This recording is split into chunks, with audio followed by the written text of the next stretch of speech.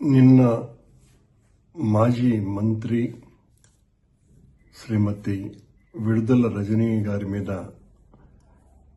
CE Subbarayudu గారు ప్రవర్తించినటువంటి తీరు చాలా అమానుషంగా ఉన్నది. ఇంత అమానవీయంగా ఓ పోలీసు అధికారి ప్రవర్తించటం వలన మహిళా లోకమంతా కూడా సిగ్గుతో తలదించుకునే రీతిలో ఆయన చేష్ట అందరినీ కూడా కలత చెందింపజేసింది. ఒక శాసనసభ్యురాలిగా, మంత్రిగా, మొత్తం ఆంధ్ర రాష్ట్రానికంతా కూడా సుపరిచితమైనటువంటి ఆవిడ మీద ఓ పోలీసు అధికారి అయ్యి ఉండి చట్ట వ్యతిరేకంగా ఆవిడ సిఐ గారు ఏంటిది అని కనీసం అంటే ఓ 30-40 సార్లు అడుగుతూ ఉంటే ఆవిడకు సమాధానం కూడా చెప్పకుండా ఆయన ప్రవర్తన తెలుగుదేశం పార్టీ అధికార గర్వంతో ఏమైనా మేము చెప్పినా చేసినా జరుగుతుంది అని పై స్థాయిలో ఉన్నటువంటి రాజకీయ నాయకుల ఒత్తిడితో సుబ్బారాయుడు గారు ఈ రకంగా ప్రవర్తించడాన్ని మొత్తం అందరూ కూడా తీవ్రంగా ఖండిస్తున్నారు. ఇది చాలా సిగ్గుపడాల్సినటువంటి విషయం. ప్రభుత్వంలో ఉండి బాధ్యతాయుతమైనటువంటి ఒక ఉద్యోగం చేస్తూ చట్టం విధులు అన్నీ తెలిసినటువంటి వ్యక్తి రాజకీయ నాయకుల ప్రాపకం కోసమని వాళ్ళ అండదండలు చూసుకొని వాళ్లకు మేళ్లు చేయించాలా అన్నటువంటి ఆలోచనతోటి సుబ్బారాయుడు గారు ఈ రకంగా చేయటంని తీవ్రంగా ఖండిస్తున్నాం. ఇలాంటి చర్యలు పునరావృతం కాకూడదు.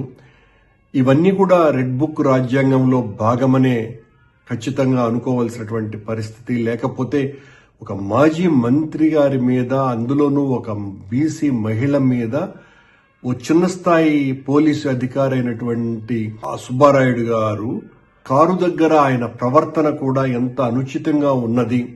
అది ఒక పోలీసు అధికారి లాగా కాకుండా ఏదో ఒక రౌడీ ప్రవర్తించినట్టుగా వ్యవహరించినట్టుగా ఉన్నదే తప్ప పోలీసు అధికారి బిహేవ్ చేసినట్టుగా లేకపోవటము, ఇవన్నీ కూడా దేనికి సంకేతాలు? తెలుగుదేశం కూటమి ప్రభుత్వం చేస్తున్నటువంటి గత 11 నెలలుగా వైఎస్ఆర్ కాంగ్రెస్ పార్టీ నాయకుల మీద, కార్యకర్తల మీద ఈ రకమైనటువంటి కేసులు బనాయించి వాళ్ల పట్ల అనుచితంగా ప్రవర్తించి భయోందోళనలు సృష్టించి ఒక భయానక వాతావరణాన్ని వైఎస్ఆర్ కాంగ్రెస్ పార్టీ కార్యకర్తలు, నాయకులు అందరిలోకి తీసుకురావాలన్నటువంటి తలంపుతోటి వాళ్ళు చేస్తున్నటువంటి కార్యక్రమాలు అన్నీ ఇన్నిగా. మొన్న కల్పన అన్నటువంటి ఓ దళిత ఎంపీటీసీ మహిళ మీద అర్ధరాత్రి 3 గంటలకు పోయి అరెస్టు చేయటము గుంటూరు జిల్లాలోనే. ఇలా మహిళలను చూడటం లేదు, చిన్నపిల్లల్ని చూడడం లేదు, విద్యార్థుల్ని చూడడం లేదు. ఎవరైనా కూడా తమరిని ప్రశ్నించినారు అంటే తట్టుకునేటువంటి పరిస్థితుల్లోనే లోకేష్ బాబు గారు కానీ, చంద్రబాబు నాయుడు గారు కానీ ఉండకపోవటం చాలా ఆశ్చర్యంగా ఉన్నది. ఎంతో కాలం సాగవివన్నీ కూడా ప్రజలందరూ కూడా గమనిస్తున్నారు. ఇది కేవలం వైఎస్ఆర్ కాంగ్రెస్ పార్టీ శ్రేణుల్లోనే వ్యతిరేకత కాదు. మొత్తం ఆ వీడియోలు చూసినటువంటి ప్రతి ఒక్క తెలుగు హృదయము కోపంతో రగిలిపోతున్నది, ద్రవించిపోతున్నది. ఏమిటి ఈ రకంగా జరుగుతున్నది అనే ఆవేదనతో వాళ్ళందరూ కూడా చర్చించుకుంటున్నారు.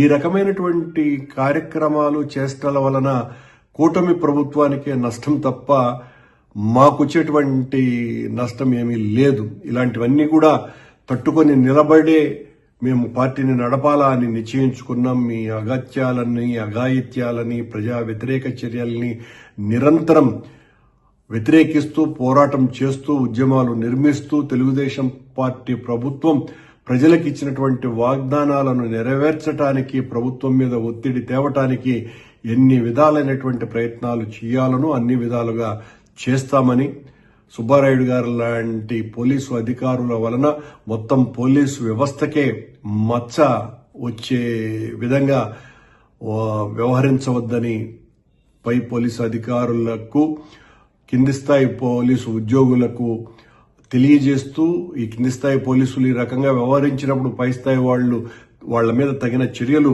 తీసుకోవాల్సిందిగా